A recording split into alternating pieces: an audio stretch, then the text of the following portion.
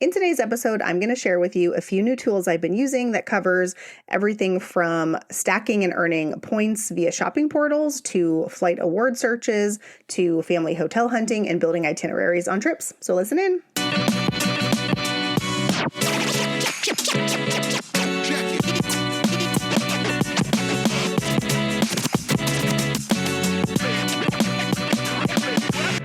Hi, I'm Rhea. And I'm Dwayne. And we are your hosts of the Travel Party of Five podcast, where we share how we travel as a family of five around the world.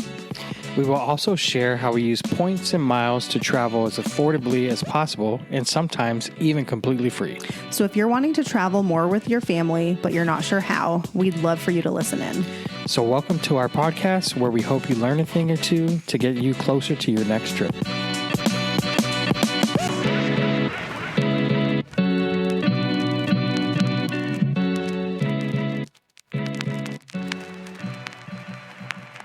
Before we jump into the fun stuff, I did want to share one thing with you guys really quickly. So as a podcast host, but also avid podcast listener, I am always looking for new podcasts to listen to. And I predominantly find myself looking for either points and miles podcasts or travel podcasts in general, just to get trip inspiration. And the last couple of weeks I shared with you the Travel with Kids podcast. And today I wanted to share another one, which I've actually talked about on this podcast before, and that is Trip Tales. So Kelsey Graves is the host of Trip Tales. It is a travel podcast where every week a real person shares their real trip, like from start to finish. So like where they stayed, what they did, what they ate, and also what they do differently next time. There's lots of practical tips, itinerary ideas, and I find myself inspired after almost every episode to want to go to wherever it is they're talking about. I actually was a guest on this podcast at one point, talking about our couples trip that we did a couple years ago to the Kimpton Sea Fire in Grand Cayman. And funny thing about that episode is I was so prepared going into it with like all of the points and miles stuff that we had used to book it. And then I was like, oh, she just wants to know about the vibe. Like this podcast is about the vibe of the trip and really not so much about how you booked it. And so I actually really love that. And I find it super refreshing. So it's not a points and miles podcast, although she does use points here and there and talks about it occasionally, but it will absolutely give you so much trip inspiration that I would highly, highly recommend it. Okay, let me know if you listen because I love her. Hello, friends, and welcome back to Travel Party of Five podcast. My name is Rhea. I am your host, and I am solo today. And today I thought it would be fun to talk about a few new tools that I've been using. And some of these may not be new for you. And so if they are, apologies in advance. The first thing I can definitely admit about myself is I am not an early adopter for technology for the most part. I tend to watch and wait a little bit and see how other people are using it and, pitfalls and pros and cons and all that. And then if it's well received, then I will try it out. Okay, moving on, let's jump into the meat of today's episode. I should, if I had $1 for every time I've said that on a podcast episode, I would probably have $50. But okay, so I've got 4 new tools that I've been using in this hobby. And again, these may not be new for you, but they are new for me.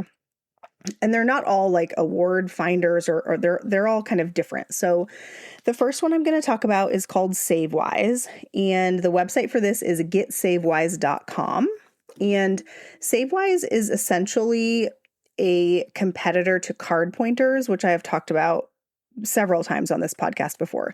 So what I use card pointers for, or did use as I have canceled my paid subscription, was to keep track of credits on cards and also to activate offers within my Chase or Amex portal or whatever whatever bank portal I'm in.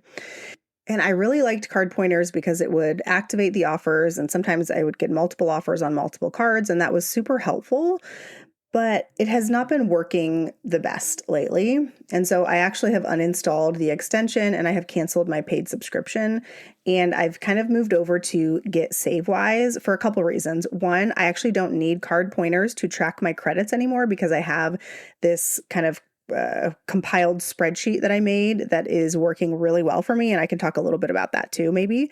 But what I am using SaveWise for is, okay, so think of it like a shopping portal aggregator and offer stacker.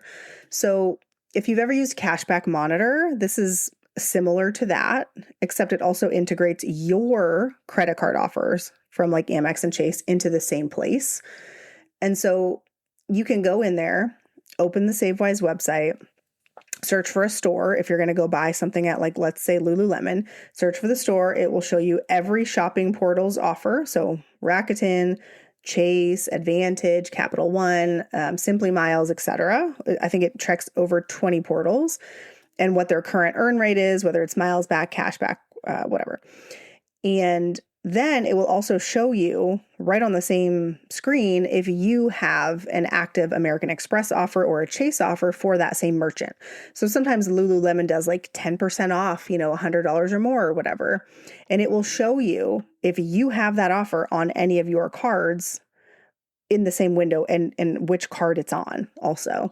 So you can now know, okay, I'm going to buy these leggings from Lululemon. I'm going to go through Capital One shopping. Maybe that's the highest offer currently.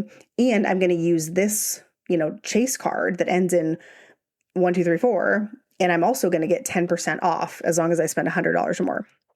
So that is incredibly valuable to me. And I have been using that pretty often. I have the browser extension installed. I use it on Chrome, and it has been pretty seamless. It also will add the offers to your cards as long as you authorize it to do that. You go in and you just click you add the offers, then you activate them, and then it's very easy. And so that way you don't, my Chase and my Amex cards get hundreds of offers a week, and manually adding them is exhausting, and I would never do that. So it also is great because it auto adds all the offers. And then sometimes I just get an email saying I used an Amex offer that I didn't even know I had. So obviously that was money I was going to spend anyways. And I didn't know there was an Amex offer, right? Because 300 of them got activated at the same time. So it's really just like money back. I got one from CVS the other day and I was like, oh, it's amazing. It's like $5, but hey, $5 is $5. So, I've really, really been liking that. I think I said this, but I do have the paid version. And I think if you are the kind of person who shops online, wants to make sure that you're not leaving miles or cash back on the table, I really think this is worth installing. I did start with the free version and then moved over to the paid version. That's what I would do too. I would not start with the paid version. I would start with the free version, see if you like it, and then, commit to a paid version from there. I will put a link for everything that we talk about that I have a link for or can find a link for. I'll put it in the show notes. Also, if you want to go through there, some of them may be affiliate links. Some of them may not be. I actually have no idea if any of these programs even offer that. But if they do, I'll put it in there. So really, really, really good tool that I think is better than card pointers. Sorry, not sorry. Okay. You know what? Before we move on to the second tool, let me briefly talk about how I have been tracking the credits. I talked about this on an episode a few weeks ago, but now that I've been using it and now that we're into March, I've been using it for a couple months. I have been very diligent about going in and checking off where I have used credits. I did miss some last month for the month of February, in full disclosure, and that's my bad. It's a short month. What are you going to do? But I feel like I have really good visibility into the value that I'm getting from my cards that have these huge annual fees. And that has been really valuable. So I'm going to have to maybe make a reel showing you the spreadsheet, because essentially what I did is I took the Points Talk Squad spreadsheet that they have for tracking credits. It's free. You can get it from their website. And theirs is kind of, I call it my at a glance. So I can see on literally one spreadsheet, all the cards listed down and all the credits kind of go across horizontally, and they have them broken down into quarterly, annually, monthly, etc. And they're just a little checkbox. So I can easily look and see which boxes are not checked, which ones have I not used yet for this month or whatever. But then I also have the Thrifty Traveler credit card tracker thing. And again, this is free. You just have to give them your email and they'll send you this document. And they have so many credit cards on there, and you can use, you can add some for you and also some for your player too. And it populates each card in its own tab on the spreadsheet. And then you go into each card and it is a whole math equation. And there is no way I could recreate this on my own because I'm not that savvy, nor do I have that much time. And this one is so good that why would I recreate the wheel when they've already done it? So highly recommend grabbing that from them, combining them together. So for example, for my Chase Sapphire Reserve, I can go in there and I can mark out which credits I've already used for the year, which for me is both edit credits, the hotel credit of $250, and some DoorDash credits. I've used, what else? Oh, there was a Whoop offer. I just used that. I actually did not include, it's not on the spreadsheet and I didn't include that, but there was one other one that I also used. And so I've already gotten more than the annual fee back in value from that card. And it is literally an equation that tells you as you check off these credits that you're using at the top, it will turn green when you've either met or exceeded the amount of the annual fee that you paid. And so I'm already at over $1,000 in value from that card alone, which is huge.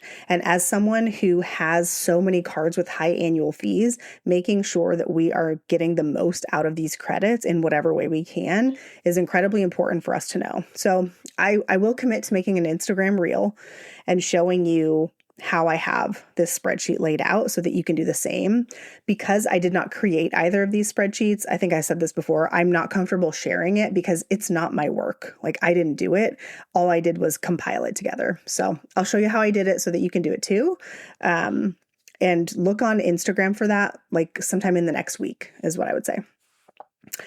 Okay, moving on to my second tool, which is it's not even really a tool. It's more of a search engine. I heard about this on the Point Me to First Class podcast with Devin Gimbel. And I want to mention it to you because I want you to know it's out there. But I also want to share a caveat that I am not 100% sure how valuable this is for me and our family or for points and miles people. But the thing I get asked about the most is hotel rooms that sleep 5, 6, or 7 or 8 people. And a lot of people suggest that I should make a repository or something of these hotels. And I love that idea, but it feels very overwhelming to me as someone who has limited time. And so I hear you, but it's probably not something that I'm going to create, even though I do think it would be really valuable. However, this was referenced on a podcast episode, again, on the Point Me to First Class podcast a few weeks ago, and I wrote it down and I've been checking it out. So it is called SixSuitcaseTravel.com, and it's basically you can search by different locations. They have the USA, Caribbean, Europe, Asia, etc. You can go in there and you can say okay, choose from the major cities. I wanted to see what they had available in Thailand. And so I went and they had Bangkok as an option. So I clicked on Bangkok and was looking through the options. I can't figure out some of the cities that you click on. It shows a list on their website of maybe anywhere from 4 to 14 hotels is what I've seen. So I think Paris had 4 hotels that could sleep 5 or 6 people. Same with Rome. And then for Bangkok, there was a few more, but some of them are a list of properties directly on the Six Suitcase website. And then some of them are links to booking.com where they've already done a search for, a hotel in Bangkok that can sleep 6, let's say. So that's the part where I'm kind of I don't know if I would use this website or if I would just go to booking.com and do the search there and then start to narrow down if any of those properties are available with points.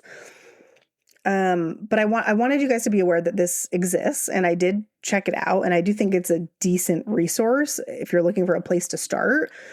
But I've talked on this podcast before about using either booking.com or hotels.com, or I think Expedia was maybe the other one. And just going in and searching, if you need a room for 5 or 6, searching, Paris, 5 people, and see what comes up. The problem there is a lot of those properties, even if they are bookable with points, the room that you need for 5 people is likely not bookable with points. So you just have to play around with it and see what you can find. But it's called SixSuitcaseTravel.com. I think my understanding it was created by a mom of 4 who was frustrated that the big booking sites make it impossible to find a hotel room for a large family. Not to mention that the hotel industry in general is very much geared towards families of 4 or less. And so she, according to the website, her website, I'll just share this little blurb with you. She has built a database of over 8,000 hotel properties worldwide, specifically vetted and filtered for big families. So rooms that genuinely can sleep 5, 6 or more people with permanent bedding. So not a rollaway cot or, something shoved in a corner. So family suites, connecting rooms, that sort of thing. Properties that are upfront about occupancy limits and pricing for additional guests is also mentioned in there. And it says you can filter by all the things that actually matter to families. So is there a pool? Is there a kitchen? Does it have breakfast, etc.? I haven't dove that far into it because I looked at a few places that were going and I was kind of like, I don't know, none of these, I don't feel excited about any of these properties. But I think if you are either planning to pay cash, right? Maybe some of these are affordable with cash. I actually don't know. I didn't look at the cash price. Or you're just kind of looking, are there any options, that might sleep 5 or 6? I would just give it a try. I wouldn't spend a ton of time on it if you're not finding what you need, but it does exist out there. And now I have shared it with you. So, okay. The next thing that I'm going to talk about is maybe a little anticlimactic. This is where I really want to hammer home that I am not a early adopter for technology. Okay. The fact that I use ChatGPT is probably surprising even to me, but I do use it pretty regularly. However, I don't love it. Like, I don't love the answers it gives me. It's all very raw, and I don't know. It just feels very phony, positive, and fake. And I don't really enjoy it. I also can absolutely tell when someone has used ChatGPT in their response and not edited it. And I feel annoyed by that too. It's like I can just tell the writing style at this point. And so I started experimenting with Claude the other day, and I was freaking blown away at how much better it is than ChatGPT. So for ChatGPT, just so you know, I pay for the paid version, and I will be canceling it literally today because the free version of Claude over the last few days has blown me away. It is so much better than anything I've gotten out of ChatGPT. And this is in terms of both, sometimes I ask it to help me with podcast episode outlines. Sometimes I use it for work, helping me write emails or whatever. And then sometimes I use it to plan trips. And this is the part I wanted to talk about. So I went in and I asked it I said, hey, we are a family of 5. These are my kids' ages. We're going to Thailand. These are the places we'll be. This is how long we'll be there. Our first kind of 4 nights is pretty scheduled, but I asked it to help me with an itinerary for our other 2 places, which is Koh Samui and Bangkok. And it gave me a really nice itinerary that I when I compare it to what ChatGPT has given me in the past for other places, not impressed by ChatGPT and very impressed by Claude. So if you are like me and you have just been using ChatGPT, I would recommend checking out Claude and just giving it a go. Use the free version, see what you think. And the reason I'm going to pay is because I already exceeded my I'm not sure if it's daily or weekly or monthly limits with the free version. I don't know, but I exceeded it very quickly. And so because I really liked the outputs, I am willing to just kind of switch my spending from ChatGPT over to Claude. And so, yeah, I'll be doing that today. It did recommend a few things that I'm going to look up in both Bangkok and Koh Samui because, as I mentioned before, we actually have nothing booked for either of those spots. And that's unusual for us. If you've been listening for a while, that's weird, but whatever. It's going to be a relaxing vacation, and that's what I'm going for. So we're going to go with the flow. We're going to be type B. Okay. I'm going to force myself to be type B on this trip. So there's my pitch for Claude. I have been super impressed with it and would highly recommend you check it out if you have not already. Okay. The last tool that I'm going to talk to you about is probably the one that I am most excited about, because I was able to find some business class flights for our family of 5 that I've been struggling to find with seats.aero for months. And so all credit for this tool and kind of the process for how to use it goes to a friend of mine. So I take no credit for this, and this isn't my process. I just want you to know that. But here is how I did this. And let me just share, the award tool is called Award Tool. And so it is awardtool.com. Like all the other things, I'll put a link in the show notes to it. They potentially have referral links. I'm not really sure, but if they do, I will put mine in there.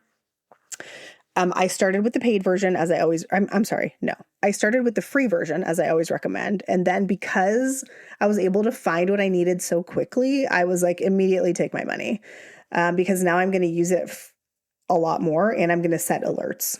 And so Award Tool is a tool similar to Seats.aero.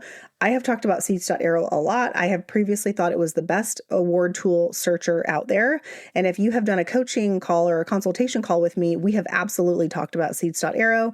In my follow-up for my consultation calls, I have Seats.aero tutorials. Like, I was deep in that tool, but for the last 3 to 4 months, I have been using it and been not able to find the award availability that I needed. And I just was refusing to believe that it didn't exist, because I'm booking pretty far in advance, and it's not a super busy time. So, okay, let me walk you through how I found these 5 business class flights, and I'll kind of share the process with you. So I started on FlightConnections.com. You do not need to pay for FlightConnections, so don't. I use the free version.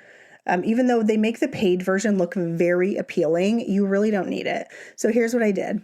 For this trip, we were planning to go to Switzerland and Italy.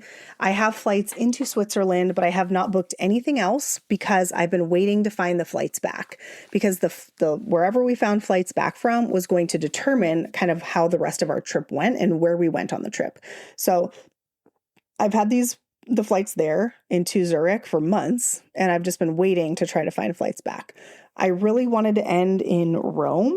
I wanted to do Switzerland, maybe Lake Como, and then Florence and Rome. That was what I thought we would have enough time for. So I went on FlightConnections, and I first started making a list on paper of all of the direct flights from Rome into the US. And I started with the airports that I would prefer, which are West Coast airports. So LAX, SFO, Seattle, obviously Phoenix, Denver, and then I also kind of went central of the country. So Chicago, Dallas, Houston, I don't know, maybe Minneapolis, and I started just doing searches on Award Tool. So I would put in, with the free version on Award Tool, you can search from, I think generally like 1 or 2 areas to 1 or 2, I'm sorry, not areas, 1 or 2 airport codes to another 1 or 2 airport codes. So I was just searching Rome to, and then I was going down that list of direct flights: Seattle, San Francisco, LAX, Phoenix, Denver, whatever. And so I did that one by one, and I had the date range for the free search. You can choose a date range of 4 days. And so I put in the 4 days that we roughly wanted to fly home, and I just kept going down the line. And anytime something looked kind of promising, I would write it down. And there was a few Lufthansa flights that popped up with Lufthansa miles, which I don't have, and they aren't really a transfer partner. So the way that I would want to book a Lufthansa flight is probably through Air Canada, but they were showing up on Lufthansa. So I was just kind of jotting them down to see if they would also pop up on Air Canada, which, spoiler alert, they did not. But I was going down the airport searching one by one. So this is a manual process when you start with the free version, but this is still how I would recommend doing it to start, because you don't want to pay for a tool that maybe like this made a lot of sense to my brain, but if it doesn't make sense to your brain, you don't want to pay for the tool. So I'll start with the free version and do this manual process once or twice. Just trust me. And so I went on my list, and then I did Rome to Houston, and these flights on Flying Blue popped up. I'm searching minimum 5 seats. Like I have my taxes set. Like I don't want to pay more than $500 in taxes per person. And ideally I'd like to pay significantly less. And so I see the flights, business class, 5 seats, Air France, Rome to Houston with a layover in Paris. So even though I did write down direct flights, we don't have a direct flight, and I'm okay with that. But it's Rome to Paris, overnight layover in Paris, and then direct flight from Paris to Houston. And then we will need to get a flight from Houston back to Phoenix, which is 2.5, 3 hours. So not terrible. And so then I went over to the Flying Blue website and I searched on there. And sure enough, there it was, 270,000 miles for 5 of us. That is because 2 of my kids are still under the age of 12, and Flying Blue has a 25% discount on flights for kids 11 and under. So 270,000 miles plus $1,800 in taxes and fees total for all 5 of us to fly business class back from Europe. And this maybe took me 20 minutes, so not long from start to finish of this process. And at this point, I'm kind of like, should I keep looking? I should keep looking. So I spent another 10 minutes or so continuing down my list, looking for other flights. And there are flights, don't get me wrong. There are a lot of flights that I'm finding, but the points cost is too high. When you need 5 flights, paying 88 to 90,000 points a flight or more is just really that's not something I'm going to do, especially if it's not a convenient flight and I have to then position, so then I realized, okay, I need to just book this. So I went and transferred points from my American Express to Flying Blue. I booked the flights, chose the seats, paid the taxes and fees, and now we have flights into and out of Europe. And now I can start to plan and book the itinerary, which is really exciting because I have been looking daily for months and not finding anything. And these flights should have popped up on seats.aero when I was searching, because I was searching from Europe, anywhere in Europe, to the USA.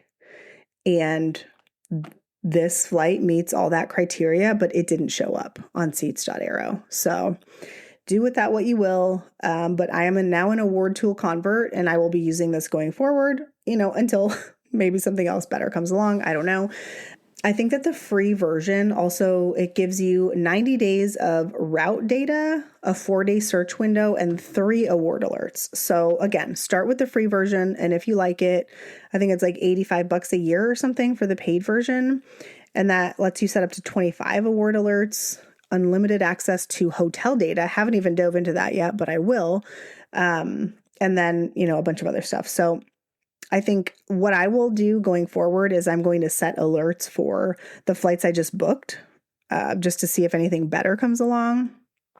But I think ultimately this is a really easy to understand, beginner-friendly tool. It's a good starting point if you're newer to award searching. But I think for me, where I would describe myself as intermediate, I also found this incredibly valuable. So again, awardtool.com. I will put a link in the show notes.